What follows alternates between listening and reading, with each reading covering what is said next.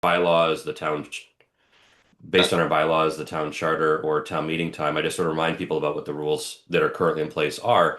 And based on our bylaws and our specifically, there's the baseline rule. So the current rule that you enter town meeting with is that members are limited to 10 minutes, that they are entitled to three questions in that 10 minutes, that they their asking of questions does count against their 10 minutes, but people responding to their questions does not count.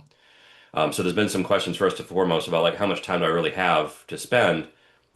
Your 10 minutes are either asking questions or in debate, but the responses say the town administrator has to go into like 3 to 5 minutes of replying to you. That doesn't count against you. So that might be demystifying how much time you have to start with. That's the baseline. Traditionally in town meeting, our process is you ask your questions first. You do your best to break them into one question at a time. If you ask a multi-part question, the moderator will break it into separate questions, and even if they're simple yes or no's, they count. And so we tend to traditionally ask those questions first and then enter into debate.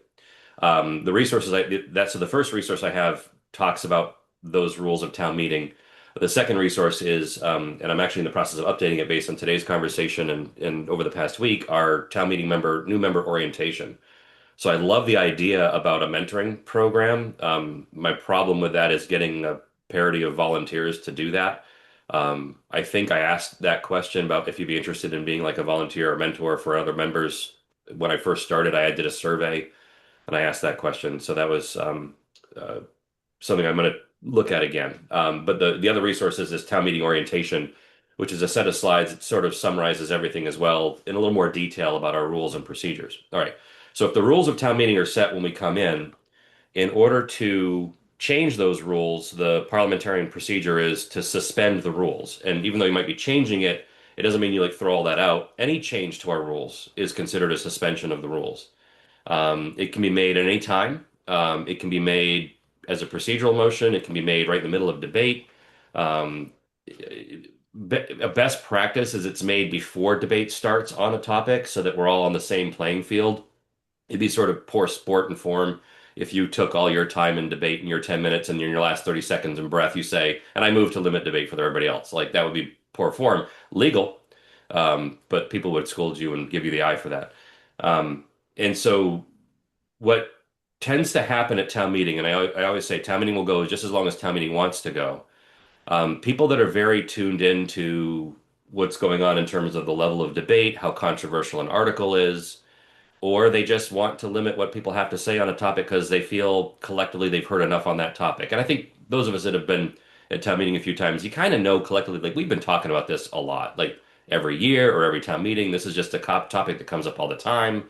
What new do we really have to offer on this topic? Hypothetically, like that's we've seen that. And so someone who knows parliamentarian procedure will get up and say, I move to limit debate, or I move to suspend the rules and substitute a new rule or change a rule. And that did happen a few times for different reasons. The first was at Finance Committee hearing. Some Finance Committee members expressed concern that town meeting members didn't have enough capacity to ask questions of a very large budget. I did attend that hearing and I gave some feedback then, as I'll give now, which is while town meeting members are limited to their own three questions, there's nothing limiting a member from nudging their neighbor and saying, I didn't get to my fourth or fifth question. Could you ask it for me? And so I think the town meeting has yet to exhaust its capacity for questioning or debate. And so my first suggestion was to do that.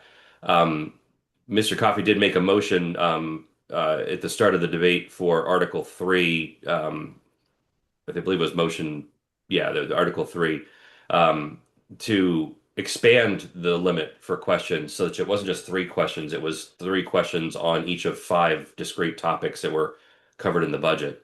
And what's interesting is I don't that motion did not pass to suspend the rules. To suspend the rules, you have to also get two-thirds of town meeting to agree. It's a pretty high bar, and rightfully so. If you pay attention to U.S. politics, there's similar rules like that, like the filibuster and other things. Rules of the Senate take a very high number of votes to suspend the rules, and very similar to town meeting. And so that did not pass. It's worth pointing out, again, nothing about the subject matter or the rightness or wrongness of making motions, just to call out the way things went. No one exhausted their 3 minute, three questions in debate of the budget on any of those topics. So I think for the members, I think they were able to use the capacity of question they had on that topic. Another example that came up later was what I would deem on the more of a not a controversial topic, but a consensus that based on what the feedback was or what the minutes at Finance Committee hearing said that it was going to be deemed to be a relatively controversial topic with a lot of people wanting to talk on it, and to sort of constrain town meeting overall in terms of how much time we were going to spend on a given motion. The procedural motion that was proposed by Mr. Sidney in both cases was to limit debate to 2 minutes for each person. And that would basically just change our rules from 10 minutes down to 2 minutes, but all the other rules would still be intact. So you would still be able to ask your three questions. Answers would not be counted against your 2 minutes, and you'd have your full 2 minutes there.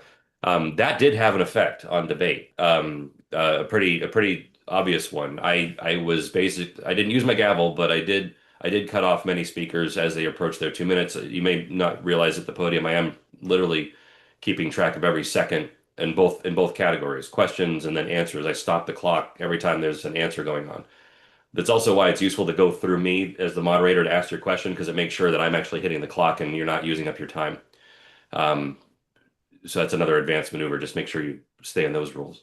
Um, and so it did have the effect of limiting debate. And what it did not have an effect on was limiting the number of people that were called on.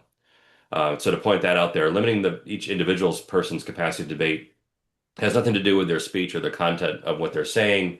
The order they raise their hands is the order I call on in most cases, with some exceptions. And I want to point out some exceptions. When I'm handling motions and amendments, there's parliamentarian rules where the person that makes the motion gets the first uh, response, and then I will go to someone that's typically against the motion for their response, and then I will tend to go back to the person that seconded the motion, or I will reserve that person's right to speak on the motion at some point. You saw me do that a couple times. I went back to Mr. Gaff, I think at one point I said, "Sir, you have the right to the floor as a seconder on this motion." But otherwise, I call them as the hands raised. And I did get some feedback on Tuesday that perhaps I should um, use more discretion about calling on people in different orders. I don't know unless someone has made themselves known to me ahead of time what they want to say on an issue. I have no idea what someone's going to say when they just raise their hand. So I don't know if they're for or against an issue, nor do I believe that should matter in terms of the order I call on folks. And then the third procedural motion that happened, and I'll let Bryn ask her question. The third thing that came up procedurally was moving the question. This is just a parliamentarian procedure where any member on the floor at any time, at any point in debate, can rise to move the question. And what that means is that the moderator first determines whether it's appropriate to move the question at that time. And that's a judgment call on my end, which says, have we heard enough on the topic based on how many people have been speaking? Are we hearing new things? Um, you know, we changed our bylaws a couple of years ago. There's no longer a requirement that I can't move the question if there's at least three people standing. We were changed that rule that is no longer applies. Some people haven't yet internalized that. Just if there's someone waiting to be their handed raised or they've already made themselves known to me, if someone moves the question, I still have the ability to take that motion and then we vote that. And again, that requires 2/3. It's because it's a type of rule suspension. It requires 2/3 of the meeting to close debate and move on and vote on the issue. And there was a gentleman and this happens to everyone. If you stay in town meeting long enough, it will happen to you, I promise. Someone will move the question right before it's your turn to talk and it's going to be the moderator's call based on everything that's been heard, how many people have been speaking, whether the general feeling in the room is we should probably move, and if the moderator thinks, you know what, this will likely pass, or we would likely need to just move things along. I'll take the motion, and that happened on Thursday, and there's always the next person that's going to feel that was a slight to them, but it's just the rules. It's not about the content of the speech. I have no idea what the next person is going to say. It's just more of a statement about what's been said already. And so that was our third thing that happened. I think I covered all the things that had about limiting debate, but Brett, I'll go back to you. Yeah, and then we see Josh has got his hand up after Brinley. Hi, thanks for that. I kind of have two questions I think around that. One is the time change that the town meeting member made to go to the 2 minutes. If someone had wanted to adjust that time from 2 minutes to 4 minutes per Mhm. se, to give people just a little more time, but still not want the 10-minute Yeah. time limit, how would that process have happened? Like, do you ask to make an amendment to that? Like, how, like, because I would have jumped in there if I had a better, better wits about myself to say, because 2 minutes goes really fast when you're trying to formulate on the fly Yeah. what you want to ask and what you want to say. And, you know, anyway, yeah, that's the So first one. I'm the reason I just ducked into my backpack. I pulled out my copy of Town Meeting Time, and I'm showing you the back page of Town Meeting Time, the hardcover book I have, Town Meeting Time 4. And it has a table of precedents of motions, but it also has some information and thing in here which has to do with whether motions are amendable or not. And I wanted to pull this up and share that with you. So the motion to suspend the rules um, cannot interrupt a speaker. So you can't, after someone's been talking for 3 minutes, you can't interrupt them and suspend the rules. It does require a second, and per our own bylaws that were changed last fall, all of our motions require a second at Natick Town Meeting. It is not debatable, meaning you can't say, "Oh, I want it to be four." So if someone were to rise and say, "I want it to be two," you have to vote that right away. There's no debate. You can't, and then it's also not amendable. You can't say, "I want to change it from two to four." Otherwise, we'd be there haggling rules forever. Anyone could make a motion. Any member can make a motion at any time. And if we voted to suspend the rules and change it to two, you could rise right away and say, "I move to change the rules to make it four," and we could have that battle. If the members really want to do that. But that's the only procedural way you can do that is to make an entirely separate motion to suspend the rules. They are not amendable. That's what I thought. So I just thought it cool to mention that. Yeah. Um, so the next thing I have is that I have been thinking. So I had a lot of thoughts about the whole when we were going through that in town meeting, changing the 3-person standing, move the question Hey, change that we made. Brinley, if I could interrupt you just for a second, I'm just Sure. wondering if your next question is on a completely different aspect of how town meeting went. I'm wondering if we could just ask Josh whether his question was more related to the particular things we were just talking about, just to My stay on question is about the track. particular things, but I have no problem if Josh wants to go first. I'm fine waiting. Oh, I'm okay. waiting. If two people wanted to speak before me, then I would forget what I wanted to talk about. But I think I can Okay, good. All right, then continue, Brinley. feel Thank like you. I've got this. Thanks. So you brought up the move the question and the 3 persons standing rule that was also changed during uh, town meeting, and that rule, as I remember, was a part of the home rule petition that we had to do to change that rule. And so, as we move forward with town meeting, I'm always curious if we, as a town meeting body, decide we're not liking that. And this is not a personal thing for you. This is Hmm. in the future, however it works, whoever is running town meeting. If we, in the future, as town meeting members, decide that we don't like the moderator having that control because we're discovering that we have people standing and don't think we're through and want to change that, is it another whole home rule petition that we have to Yeah. go through just to change that one little thing? Yeah. It's in your bylaws. Yep, just bringing it up. Yeah, Thanks. no, and if you were a town meeting member at the time when that was hotly discussed and debated, and I forget who the original sponsor was. I wonder if the original sponsor was the moderator at the time. Um, I can't The recall. original That's sponsor was the CBRC. It came through their requests. okay.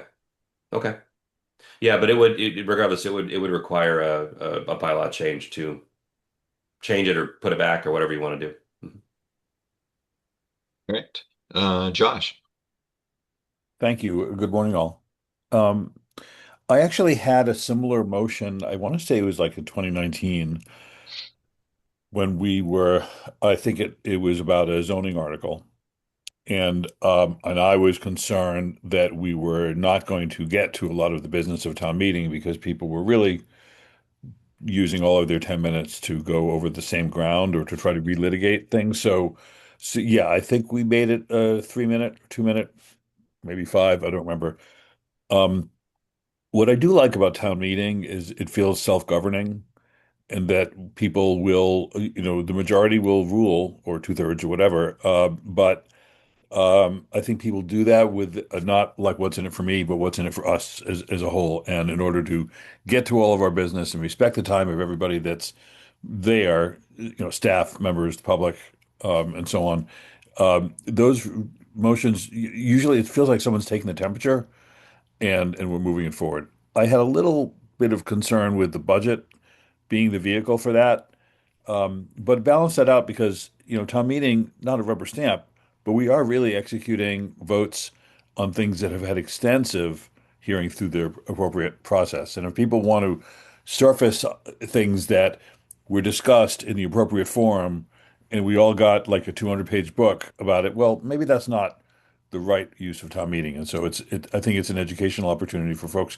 If you really have a concern about a budget issue, don't wait till town meeting because your chances of success are really low. The second thing I want to say is that I feel a couple of times at this town meeting I had my hand up and then someone moved the question and I after 25, 30 years, whatever, I'm like I feel like people have heard from me enough. It's really okay if I don't have my say on this, even if I feel I have my own take. If the mood is let's vote this, well, fundamentally that's what we're there to do, and it's really okay. So I'd never say there was one member who felt like his First Amendment rights had been infringed, and like, yep, sorry, uh, you're entitled to that feeling, even if it's not accurate. I'm never gonna feel that way unless I was like explicitly, targeted and silenced. And I don't think the current moderator is that sort of type yet. Try not to be. Yeah. I know Doug gave your hand up. I wanted to bring up something that Josh said, which was around the budget. One other bit of feedback I did get by email was a member had questioned why or whether it was appropriate for such a large budget. Large is relative, but we're now a $250 million town. That's an interesting number to reach. That is it appropriate to have a dwindling number of members? So if you check the way the vote quanta on that one. I think we had 92 people voting on the budget because it came up sort of at the end of motion A happened sort of at the end of the first night after about like an hour and a half on the previous article. And my response to the member was there's multiple ways that a town meeting member could make sure that motions are heard when you want them to be heard, right? So if there was a feeling that it's important to hear the budget when everyone's in the room or as many people are in the room as possible, any member can move to hear an article at a time certain, like the first order of business on Thursday, or pin it like that. Or they could have realized that the room was sort of dragging and lacking energy or whatever term you want, and then they could have moved to table the motion and that would have basically just set it aside, and we would have moved through the rest of the warrant until we decide to take it up from the table later. Um, and there were members that were leaving after I think the discussion on Article 18 happened. I don't want to say it was out of protest for how the discussion was going, but some of them felt that it was appropriate to tell me that they left in the middle of business by around 9-ish p.m. on Tuesday, and I looked at them. I said that was very disrespectful. I said you have a lot at your disposal to make town meeting move as you want. At any point, you could have, and I know Josh is on here, but and I know, and any point, someone could have moved to limit debate on Article 18. No one did, and we went on that for close to an hour and a half, I think, maybe a little more, and talk, and so like what Josh just said if the consensus of town meeting in the room was, gosh, this is really taking a long time, I'm very surprised that no one actually rose to limit debate. I think in the spirit of what the article was about, they did not. I think to be, that person that limits debate on something like that would have been interesting, optically. Again, I have no dog in the fight of the content, but I'm just sort of watching the way that town meeting is sort of operating. And so if you think that the debate should be spent better on other articles, you can reorder the warrant. That's at your power. You can table articles. You can do a lot of other things besides just packing it up and leaving. So my question, and I need to preface this by saying I'm not a town meeting member, and I watch remotely and occasionally in person. So this is not coming from huge experience of town meeting, but watching the debate about Article 18, or really the amendments to 18, and then also touched by a little bit by what Brinley was just asking about process. What if we had wanted to go from 2 minutes to 4 minutes? Mhm. I sometimes get the impression that when amendments are being discussed and proposed, it's difficult to keep at the forefront the difference between that amendment and the original motion.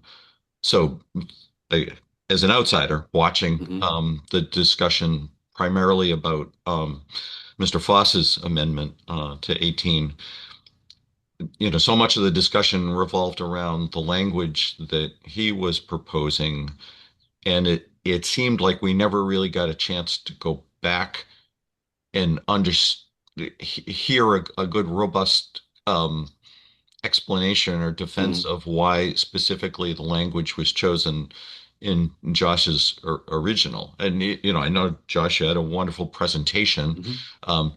to start the whole thing off, but again, it's just There, an impression that sometimes it's really hard to hold both things up at it's a great once. observation, Doug, and I think you're very insightful here. This is why the rules are such that you vote amendments first, and then you have to vote on the main motion again. So the members have the ability to debate the main motion again after it's been amended or not. But what tends to happen, I'm going to go back to like your grade school English lit terminology, compare and contrast. Debate on amendments tends to take this perspective of comparing and contrasting against the unamended main motion. And so what was very so we had two examples of this. One amendment was just an additive only.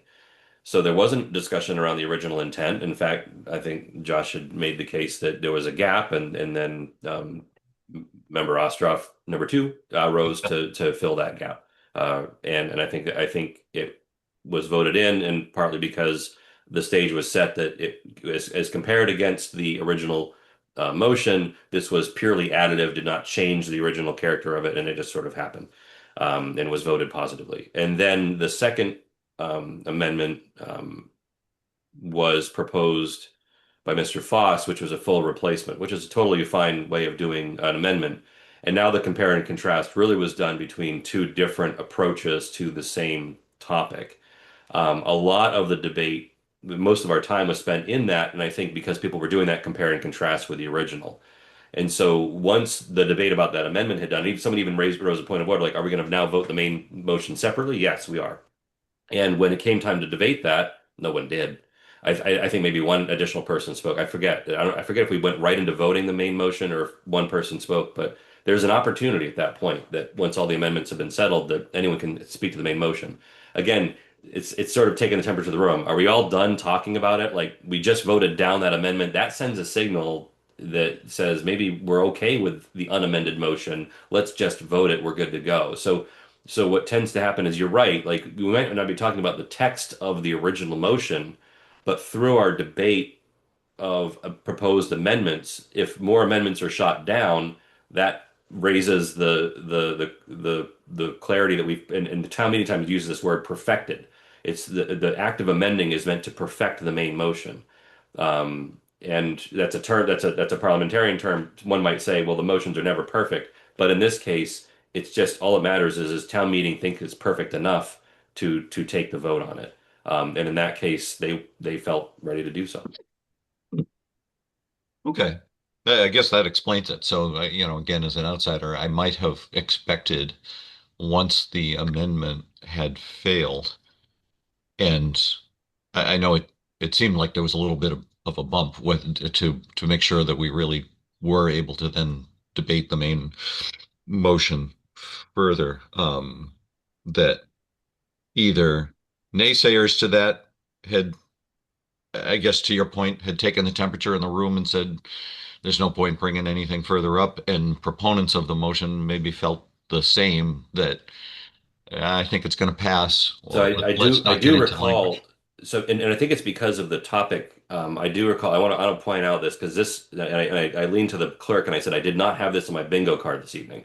So after the amendment failed, the seconder of that amendment, I believe, stood and said, Mr. Munich said, um, "This we owe it to whoever looks at the results of this vote to be as unanimous as possible." I wish he had gotten to that point a little bit quicker. He got to, but I think the point is he got to his point, and I Yes. think it was I think on that topic it was very I was very taken by that. I think a lot of people in the room were. I think the vote sort of reflected that. I think if he hadn't said that, I think the vote would have been different. Uh, Mm. I don't want to guess whether it would pass or not. I think it would have been different. Yeah. And so that was now I'm remembering. I think that was the only words left to say about the main motion that were heard before we voted it. And sometimes that happens. Sometimes people that move amendments or whatever say, you know what? I just want people to know that even though I was proposing this amendment, it's good enough for me. And sometimes that's useful to hear. Hmm. Good point. Yeah. Martin and then Bill. Yeah, I actually pulled my hand down because this is getting beyond my knowledge and ability right now. If those who don't know, I've been absent the last two or three town meetings because of illness, and this particular motion that I believe is being talked about, I'm not familiar enough with to really debate intelligently, but I think I do know the concept, and I can comment on the concept, which is basically what you see is not always what it would appear, what is before you. Um, you sometimes hear people that are against everything the town government is doing or against everything in town government, and they'll say we're going to vote against the town, we're going to vote against the budget, we're going to vote against the administration, and the concept there is they're going to vote no and everything, and that's really not going to do a whole lot of good if they think about it. And once they actually get into town meeting, they can see that that may not be the best way to accomplish anything or even to defeat anything, and that they really need to work with a coalition that is going to find a better way to accomplish whatever it is they're trying to accomplish. And I think probably this motion that we're talking about now has the same type of thing where there's something complex going on that you have to figure out how can you do that without bringing down the whole house. And it raises a lot of interesting questions. I'll leave it at there, not having actually heard that particular debate. Thank you. Thanks for that perspective. And yeah, the naysayers always have Facebook that, they can retreat to. Bill? Yes, two things. One, I wanted to just give you a shout out, Jeff, for the presentation or the discussion, not discussion, the comments you made about the war and the history of Natick. I really thought that was helpful and interesting. So thank you for taking the time to prepare that and deliver it. I did have a comment on Article 18. I'm old, but I wasn't around in 1775, but I suspect that before that town meeting was held, there were multiple discussions at the tavern, around people's dinner table, for maybe months, maybe a year. So what I found interesting was we had an hour and a half, two competing motions. I suspect 300 years ago, or 200, whatever, 300, 250, we would have those folks, Frank and Josh, would have gotten together and duked it out and maybe come up with something that they were both comfortable with, and there would have been many others who would have chimed in. So that couldn't happen in town meeting. I understand that, but I think it's interesting that the context and the history behind that, I'm sure, was very, very different I got back a little then. bit of the context and history from the Natick Historical Society when I was writing my statement, and also to educate myself about the topic. And a lot of the language that was in the Natick Resolve was actually proposed by um, what was percolating through the Continental Congress before they met at the time. And so even though it was debated at town meeting and voted by those men's names and their lives and fortunes, as is our famous quote locally, um, some of the language was adopted or proposed to them. And you're right, they had discussed it. I will put this out there. I think finance committee hearings on warrant articles would be very different if we all held those meetings at Moore's Tavern over a beer. I don't know if it would be a better or worse outcome. There'd be an outcome. I think I do think it's funny you mentioned that. I think another member actually, and Josh, you can admit to this if you like. I think another member did reach out to Frank and Josh to say, can you guys reconcile and coordinate that? So I'll leave that to Josh. But I do know that this, haggling it out. I think if you watch the finance committee hearing, there was opportunities raised for that as well. But Josh, I'll let you characterize the pregame before it came to the floor, because we still do that in town. We still do meet socially or unofficially. We don't want to do like quorum issues with FinCom and have too many people talking about it. But Josh, maybe you could talk about like what led up to it. Like how did you percolate this before it came to the floor? Sure. Yeah, thank you. And sorry to jump the line here. But to get to the to Bill's question, the Finance Committee heard this twice, beginning of March and the end of March. In the beginning of March, I had a paragraph in there that talked about the rising, you know, threat of authoritarianism around the world, and that set some people's hairs on edge. So I took that out, and then I put in the paragraph about erosion of our constitutional rights. And The afternoon of that March 24th or so FinCom hearing, Frank sent an email to, I think, to Jeff and to Todd with some edits to my thing, and I felt like it totally neutered it. And as I described at town meeting, I really felt it was important to have a commentary on our history, not additive, that is, not to negate what they had done, but to point out the injustices to people of color, to indigenous people. They were endemic at the times, and then subsequently we added a paragraph about women. Frank's thing took that out altogether, and so what I was asked by Todd, the FinCom chair, or maybe someone else, could you guys get together? And I think I was very explicit, like, not if it means taking out what I feel is critical to my motion and the intent of it. Because anyone could just do a article saying, yay, Natick Resolve, yay, Constitution. That wouldn't even need to go through the FinCom hearing process, potentially. Um, so, um, so then that led, I think, to Frank then saying, all right, well, I'm going to do my own thing, which he is totally within his rights to do. And I think what was good about this is town meeting really had the two competing visions that were, I think, fairly easy to choose between. I think there are people who might have liked some elements of his or might have liked some elements of mine, but the fact that there was nothing in his about blacks or indigenous people or women, and that it was just giving, I felt, lip service to the Constitution without recognizing the historic threat that we face today. I'm editorializing. I felt like, well, there's really not a whole lot to discuss in terms of, negotiate. That is up for town meeting to decide as it is as it's right. I totally get the need for consensus, and I've been part of that before on less, on different topics. And I'm a big believer in that. Give town meeting something that's fully baked. In this case, I didn't see that. So anyway, I hope that's responsive to what you're Yeah. talking about. Yeah, I think it is. And the fact that there was, yeah, the language that you very intentionally chose to include in yours that Frank very intentionally did not want to include in his, to me, was the whole reason why the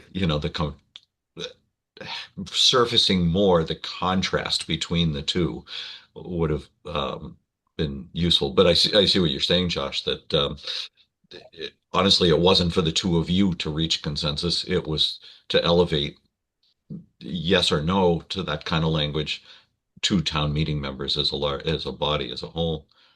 Let's go to Cindy. I just want to say, so I didn't attend the meeting, and but I remember the discussion before, and I was very curious about the town meeting vote back in 1776, and whether, like, I was thinking about the minority.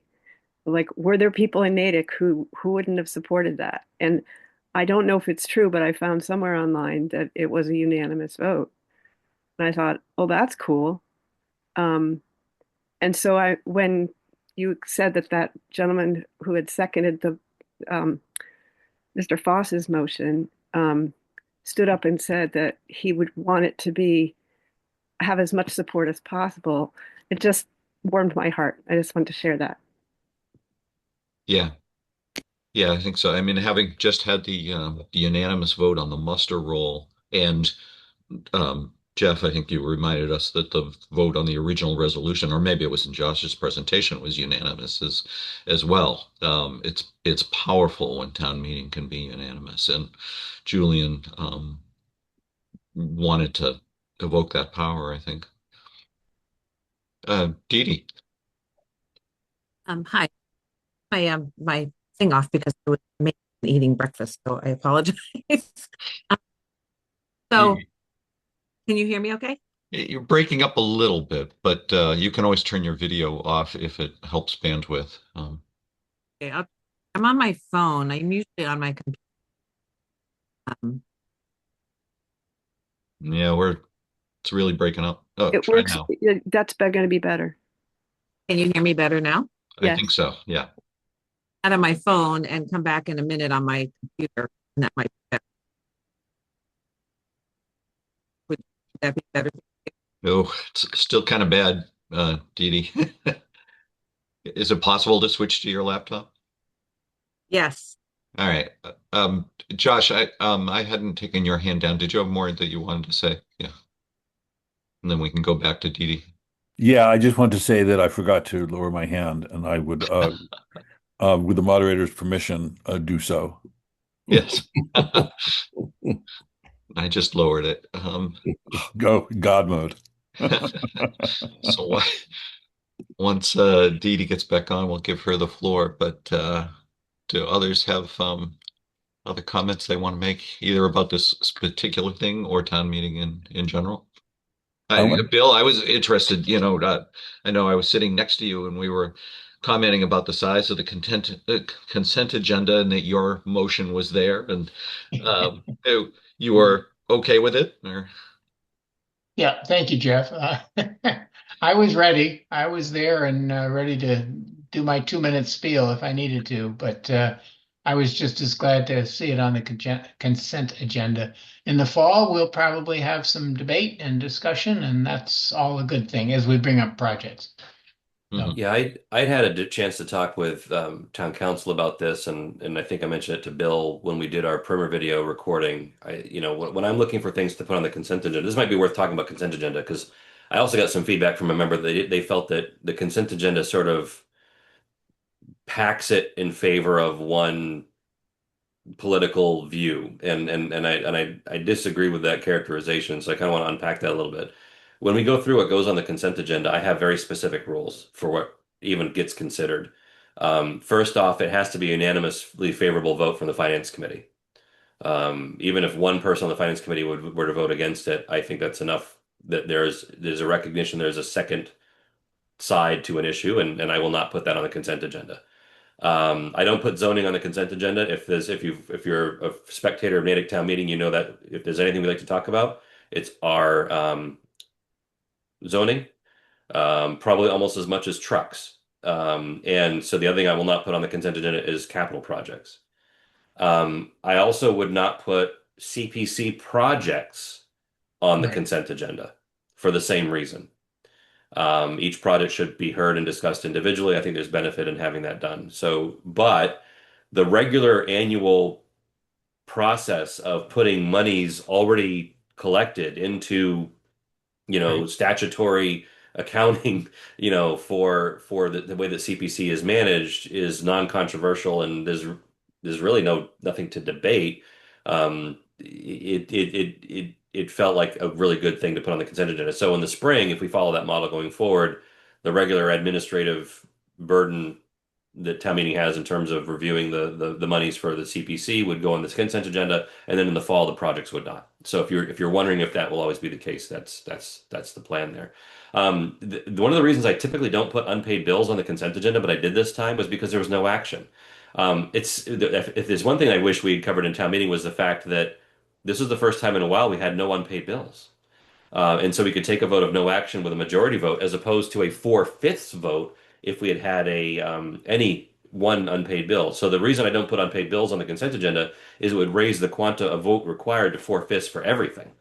Just like if you ever add zoning to the consent agenda, it would be 2/3 for everything. If you add capital, it's 2/3 for. So it's another reason I don't, is because I want to make sure the consent agenda can pass by the easiest vote possible, either majority or 2/3, whatever that's required. Um, and so I have those rules, and then at the same time, um, currently we vote a consent agenda use motion, which defines the rules of the consent agenda, which say if you don't like what's on the consent agenda, which was really the moderator's opinion informed by council and the town clerk and the finance committee chair, then as long as 7 members can caucus together and rise in a hold, we'll pull that off. That number is arbitrary. I make that proposal every year as a motion. It is motioned. So a member has to move and second that consent agenda use motion. That motion can be amended. So if someone in the room would like to propose an amendment to the consent agenda use motion to drop the from 7 down to a smaller number, they are more than welcome to. Not a lot of people have really proposed any changes. I'm using the same tool that my predecessor had. I haven't really changed it. Um, we're also considering, one member came up to me and said, "Hey, why don't we not vote that use motion every town meeting? Why don't we do a bylaw change that makes the consent agenda rules part of our bylaws? So that the only thing we do is just vote the consent agenda itself and not have to do this use motion every time. That would save us at least a vote." And that's something we might consider for the fall. But again, it's one of those parliamentarian things where people just really aren't availing themselves of the tools they have. No one's rising and hold, which tells me I think I got it right. Even if 1 or 2 or 3 people were to rise and a hold, I still think I got it right based on the rule that was proposed. And if you want to drop that down to any one member being able to call a hold, make the motion and change it, and we can revisit that. But so that's just my soapbox moment on consent agendas for a second. That's a good background. Dee Dee's back on her laptop, so hopefully your bandwidth will be good. Can you hear me better now? Yes. Yeah. Okay. I'm fine to wait for Pat. Pat can go ahead because my questions they're a little bit in a different topic. I mean, related to town meeting, but a little different. So Pat, I'm fine to wait. Well, thank you. I was just going to say my experience with town meeting is much briefer. Is that a word? Than Josh or a lot of the folks here. Doug, I would say that it looks like you're headed in the right direction. When I was participating, I just remember 2 miserable situations. There were deficit hawks and there were procedural hawks, and they could just kill. You'd almost want to live in an autocracy after you go through those experiences of the way that town meeting operated at times. It was, I don't think people had a very good understanding of how things are vetted extensively through FinCom and the zoning people and all these committees that actually work on all this stuff before the articles get to town meeting. I think a lot of people, and then there were the people who Martin has pointed out, who just hate everything about what the town does and mistrust the town government profoundly. And it's a steep hill here, and it sounds like you're beginning to move in a much more efficient and well organized way. So that's encouraging. Yeah, yeah, I think so as well. I mean, you have to give some voice to the dissenters, but you don't have to listen to them ad nauseum, I think. Um, Dee Dee, why don't you go ahead, and I know Josh has got his hand up again, but you were ahead of him, so yeah. So first of all, this is my husband and I watched the first day of town meeting on we were streaming it. We don't have cable at all. We just stream. And one of my first questions was, is there a Pegasus local channel? Because we have an antenna and we get lots of channels, but we couldn't. So Pegasus doesn't have a local channel. Okay. So we were streaming it. And one thing that I don't know if it was because of what we were streaming from but when you would get to the question, Jeff, what we could see instead of seeing the final question when we were at home, what we could see was the board waiting for the votes. And we often felt like, wait, this text has been amended and now we don't actually know what the final thing is you're voting on. So I'm just wondering for the future if there's a way to go back to show that text while people are voting. It's a great point, and I bring it. The reason it's a great point is maybe for reasons you may not appreciate. So right now, the hybrid town meeting committee is meeting to figure out what we could be doing in terms of rules or process or technology to make town meeting better for remote participants. And when I say remote participants, it's not just the members that might vote remotely if they're not physically in the room. It's also for members of the public to understand what's going on in the room. We have those problems. What you're saying, we have that problem today. Whether we adopt a hybrid town meeting for the purpose of voting for remote members, we have a couple of issues with respect to situational awareness of members of the public. Through with video streaming with either a Zoom, a YouTube, or even like on public access television, which I think it's like channels like 20, 29, 30, if I'm thinking right. You're only seeing whatever the video producer has chosen to display at that time. Our voting technology vendor does work with me ahead of time to update that waiting for the vote slide with some content. So if it's a motion that was on the agenda in advance, likely there's more content in what we're voting, but it's always just a shorthand. It's not the actual full text of the motion. Yeah. Through the limiting is we have a choice. If the members do more members at home want to see the results of the vote coming in when they're done, or they want to see the text of what we're currently voting. If I had the ability to show that as a split screen, I would. I don't think that I do. That's a really good feedback, though, in terms of like video switching, in terms of what we show at home. If we had that ability, I would like to show the text of the motion alongside, the results of the vote. I think when we look in the future at technology, I think there's some of the vendors we've talked with actually have capabilities for that.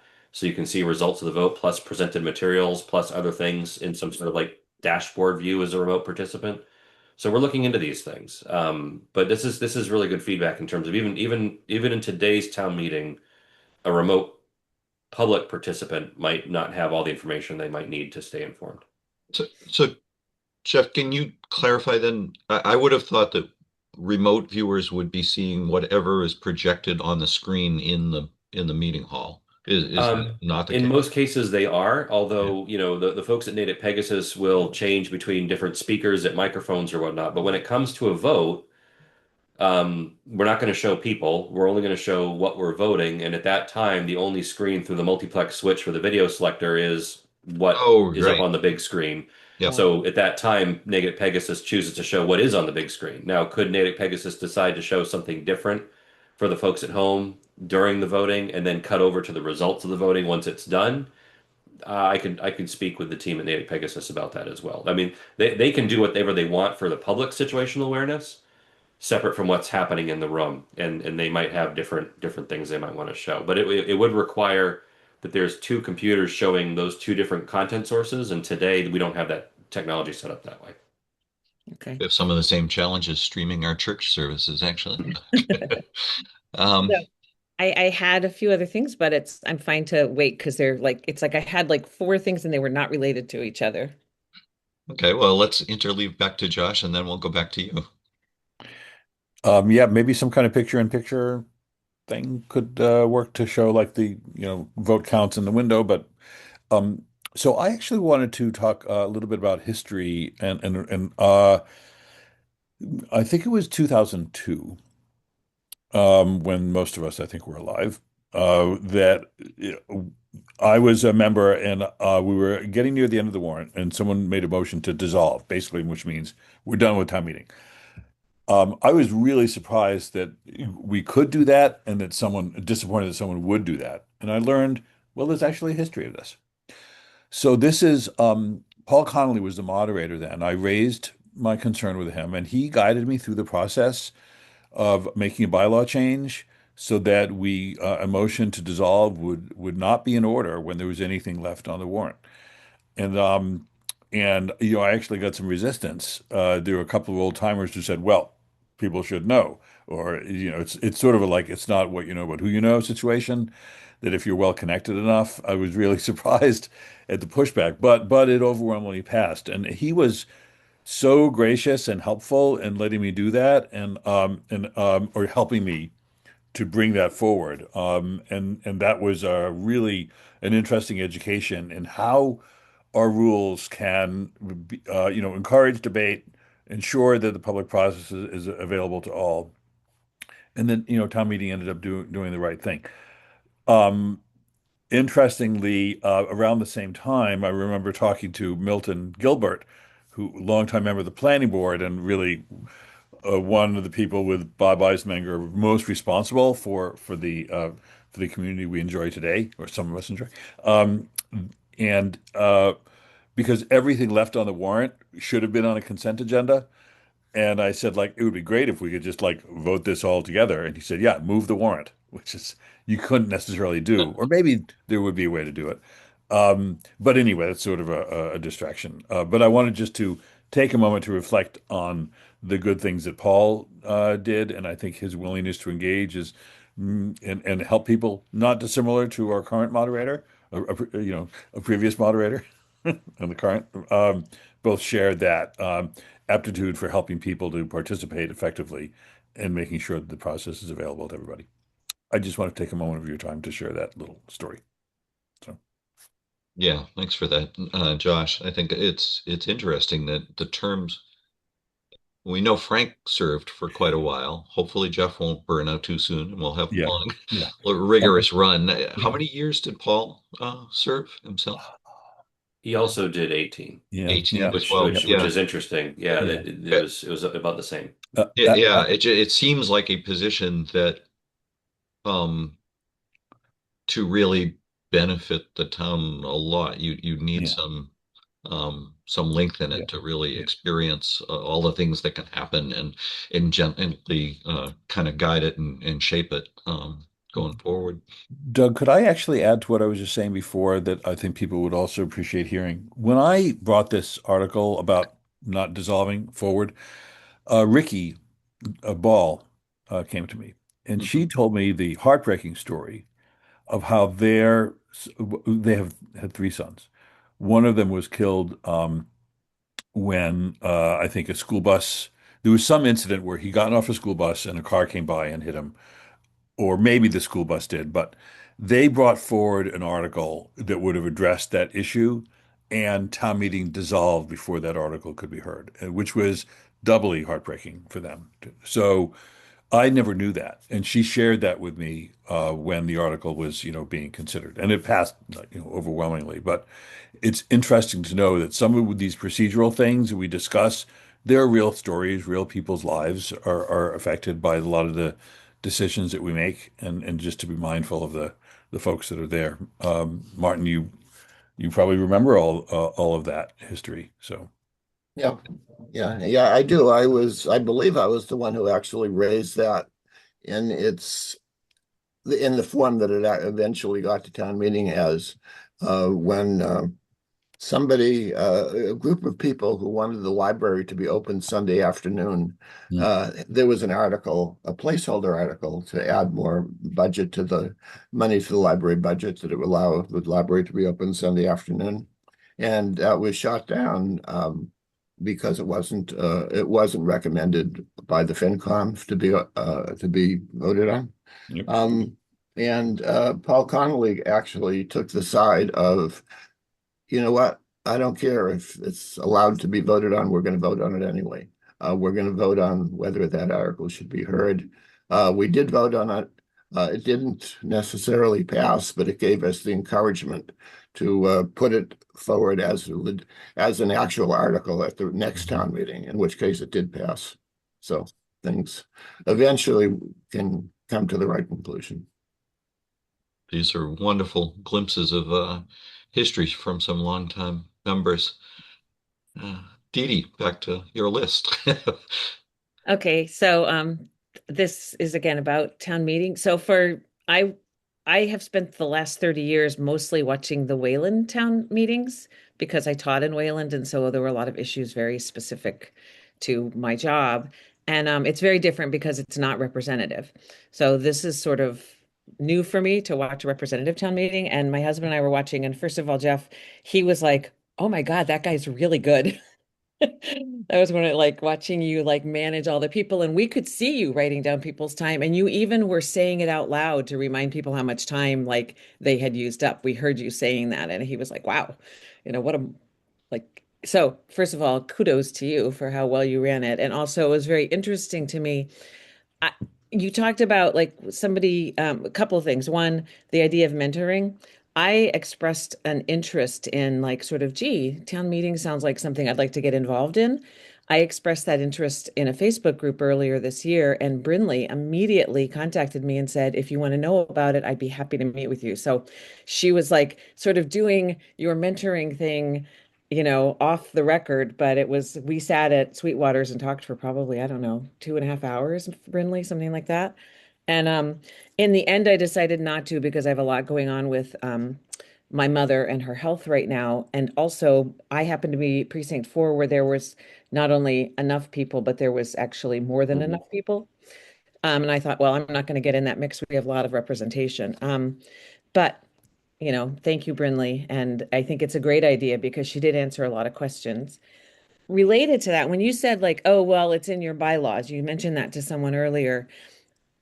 Are those bylaws that are given to people after they've been elected, or is that something that everybody in the whole world can just go online and find? Yeah, it's a great question. Whoever's managing the chat is really good for references, but if someone could pull it up, the town of Natick bylaws, which Yeah. are standing laws of the town, they are on our website. They're managed by the town clerk.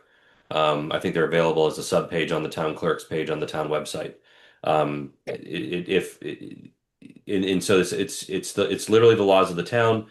So when we do anything from setting, specific when town meeting actually meets, the date and time, where it is relative to our voting and our elections. Those are available all the time. So you don't have to wait to become informed. What tends to happen for new members, and I sort of brought this up a little tongue in cheek with my test question on Thursday night, which was, when you first got elected to town meeting, did you do it through being a write-in candidate? The majority of our town meeting.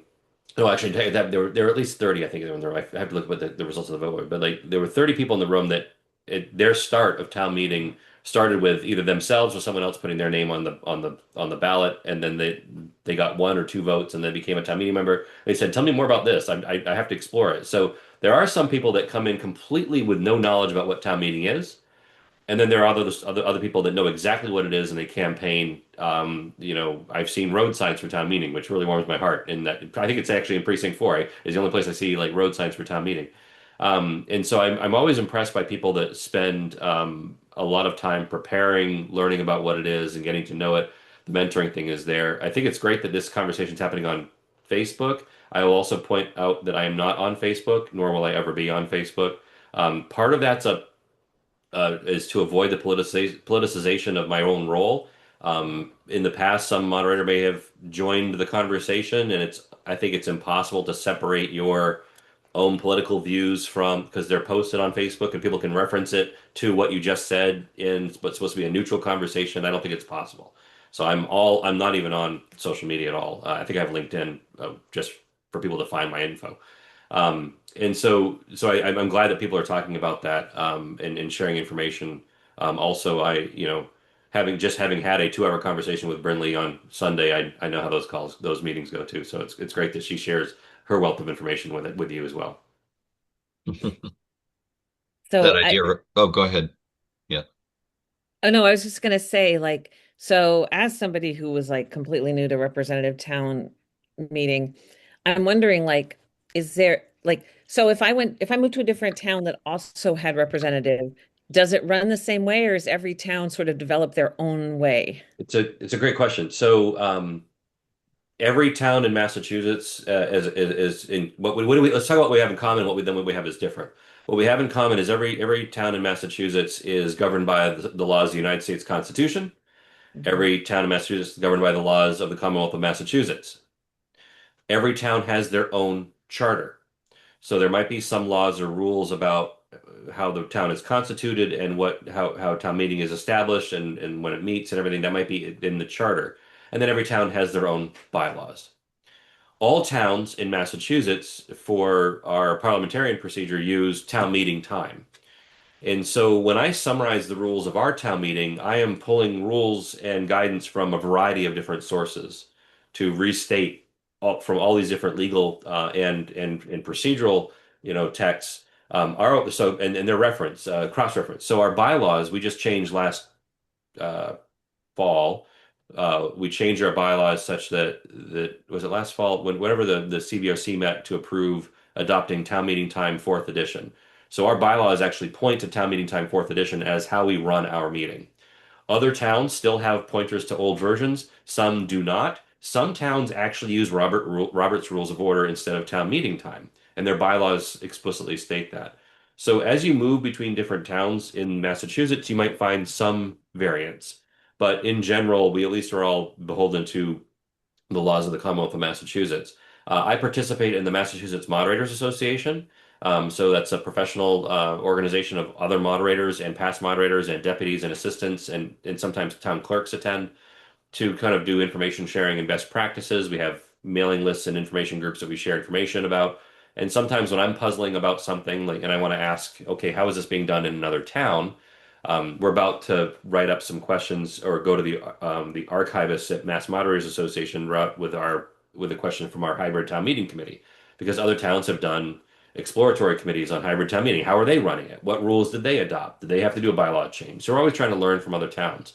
But there is definitely some variance, and even our town council who supports I don't know like countless number of town meetings in Massachusetts says Natick's just a little different, and Natick has a very specific character, and you can almost guess what the debate's going to be about before it happens. You can almost guess where the time's going to be spent, and always has like interesting little surprises, and then every town's different because of the members themselves, the personality, the backgrounds, the experience of the members. That's what I love about town meeting is it's such a cross section of who we are. And if I could plug again, if you're thinking about running for town meeting, give it a shot. Even if you think you can't make all the meetings, that's better than having a vacancy. Truly, like if you think I can only make the first session, great. We have precincts that have tons of vacancies, and I wish we had more representation there. And so, there's no requirement as a town meeting member that you actually show up for any number of meetings or you actually vote. Someone actually asked me when they were running, so what's the requirement like to voting? Like, am I going to be held accountable? Am I going to lose my position? Like, no, unless you're voted out of office at the next election. We have town meeting members. Unfortunately, we also have town meeting members that don't show up, that don't vote, that don't participate. But we have vacancies, which is even worse than that, and I'm hoping to fill those. Hmm. That's fascinating about the town council. I've often thought, when you direct questions to the town council, it's like, oh my God, how can they know all of this information They're on very the top of their practiced. head? I had no idea that they actually represented And several different towns as And well. it's a team. Like our town council, you may have noticed on Thursday. So Tuesday night was Karis North, and Thursday night was Peter Mello, both from the same law firm. But they had double, triple coverage they had to do for their law firm because this is town meeting season. And I don't know if it's good or bad or otherwise that we only went 2 nights, but now they're freed up and they don't have to worry about double coverage next week. So, but they are incredibly good at what they do because of how experienced they are and having different perspectives of the same law applied and questioned in multiple municipalities, and they just have a really good body of knowledge. And so I've always been very confident to turn to them with a question of anything.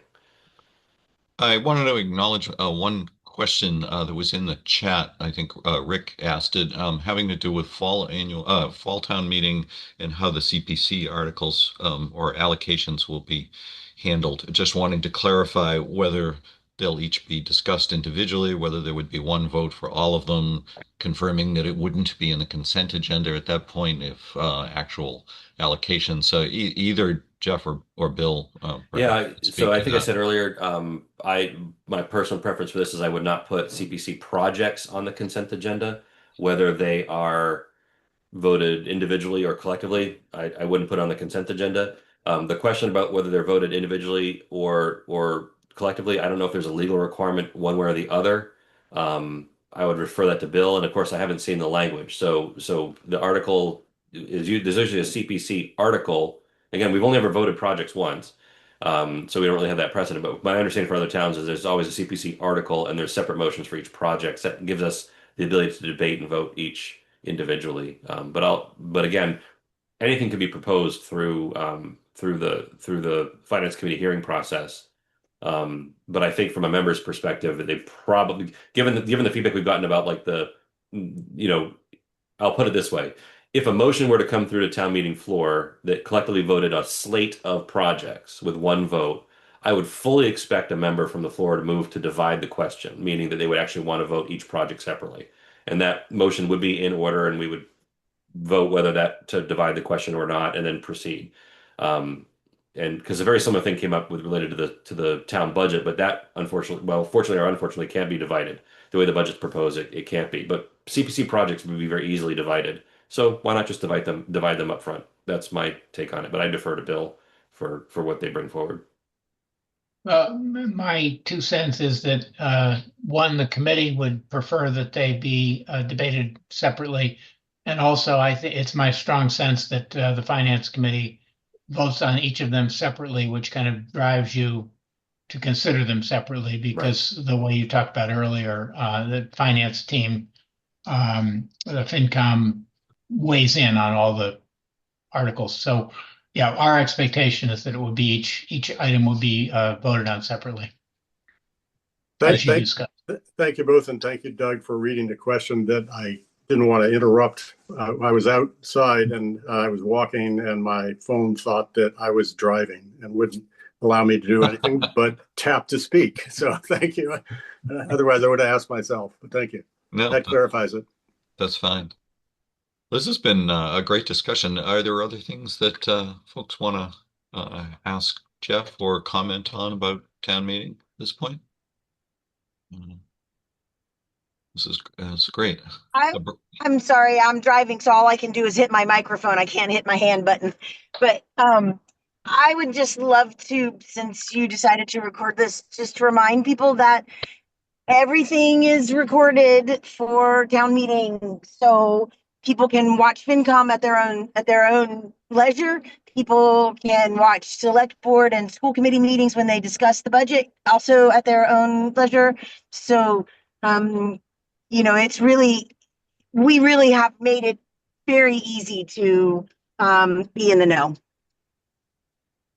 Yeah, that's a really good point. And I'm wondering, though, to what extent that also ties back to was it an article? Someone was commenting in town meeting about with the sharp continuing drop off in cable TV subscribers, the diminishing budget for Pegasus.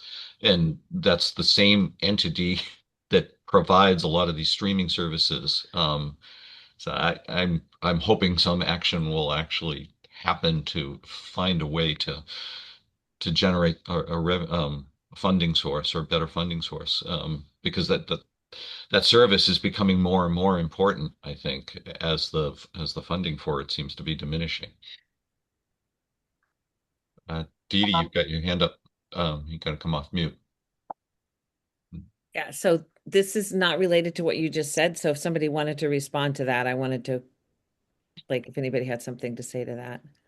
I just want to say I did mention this conversation to Randy, and I do think that he is up for coming to a visit. There is legislation in the pipeline talking about that exact thing, and we had as well when we went through our review before town meeting, we talked about um, the Pegasus channel and the funding for that. So I do hope we all bring that up again, and I do think Randy would come chat with us. That's awesome. Thanks for reaching out to him. And I'm very happy to be able to rename myself on Zoom right now to say that Sarah's with me. Hello, all. Uh, Dee Dee, go ahead. So I just wanted to say thank you to Jeff and Josh because um, I was really inspired and moved by the beginning of town meeting the first day, both like the things that were that they the presentation about Paul Connolly, who I actually didn't know. I was not ever part of that, but what was read about him and said about him, the history presentation, Josh's article, or is it an article? Is that what you would call it? And the debate around it and the way the debate was handled, I found the whole thing very like moving. And I texted Josh. I said, I got emotional a couple of times during this. I felt, and so I just wanted to say thank you. Yeah. I do appreciate that. It's so I also wanted to, like call out that like regardless of what's said on the floor and like the political aspects of things or what the content of each thing was, there was no one else that I was going to ask to speak about Paul besides Frank. And there was no better words to use than town meeting's own words. Um, when we were, because I started looking at I attended Paul's memorial service. It's actually you may not be aware of this. The Catholic priest that gave the invocation for town meeting was the father of the church that Paul Connolly attended in Wayland, Church of the Good Shepherd. And I had met him at Paul's memorial service and was moved by his speech. Then I said, well, if I would love to just to recognize that and have him invited because a lot of people from Natick do attend that church. And he knew Paul, and I think it would be a good honor his memory that way. So that was another thing that we did. But when thinking about like initially, I said, "Oh, what am I going to say about Paul?" And I said, "Well, there's no better words than what town meeting has already said." I couldn't find anything, so I asked Frank to read that in. I mean, on a personal note, I didn't realize until Paul had passed that he was also an Air Force veteran. He was also a captain. I'm also a captain and Air Force veteran. He was a professional engineer. So am I. I'm a professional engineer. So to say it takes a certain type of person to lead town meeting, um, I think we have that, and I really wish I had known those things so I could talk to him about that when he was alive. Um, but yeah, I appreciate that feedback, and then yeah, the other towns I'll point out there if you want a really fun time. Your definition of fun might change, but if you want a fun time, watch Arlington Town Meeting. They have a moderator who is like a history professor or something because he has the most amazing. I think it's Arlington or it's Lexington. If it's Lexington, it's because they have the pedigree of the history. But um, other town moderators take the opportunity to sort of school the members on why we're here. And if you aren't going to do it on the 250th of that, I don't know when else you're going to do it. I do think that in about 5 or 6 years, I'll do it again on the 250th anniversary of the Constitution. Maybe at that point, Mr. Foss may make a different motion for a different acknowledgement of the Constitution, and we would heartily accept it. Maybe. So if we're all around, then see what happens then. But I appreciate the feedback because town meeting is living history. It's Yeah. the oldest, right off the Mayflower. It's the oldest form of democracy in our country. You commented earlier, Jeff, that you're off Facebook, and partly, so that you don't politicize or be at risk of kind of politicizing your role. And I think Frank took largely the same approach during his term, and what I was very interested to see as he's now that he's no longer moderator, his voice is much more public. It always reminds me of that line in the Wizard of Oz movie. I don't have the character names exactly right, but there's the woman who's commenting on Elvira Gulch or whatever her name is, just how horrible a person she is, and she's always wanted to say what she thought, but being a good Christian woman, she can't. And so I guess it's the same as being the moderator. You can't say what you really want to say. But Yeah, it's that's the rare time that, I'm a Boy Scout. I was in the military, raised in the Baptist church. I came up a certain way, and I do have my thoughts and feelings about many topics, and particularly around civics and government. And if I've got a few minutes at the start of town meeting to tell you what I actually think about government, it's going to be very objective about government, but not about the topics before the meeting. And I will always draw that line. yeah, Yeah. yeah. Yeah. Well, we appreciate your emerging tenure as town meeting moderator. It's been going great. Yeah, Oh, I did really appreciate your words, Jeff, at the opening of town meeting. I just wanted to echo that. I thought it was, learned a bunch of stuff and it was heartfelt and I thought it was really good.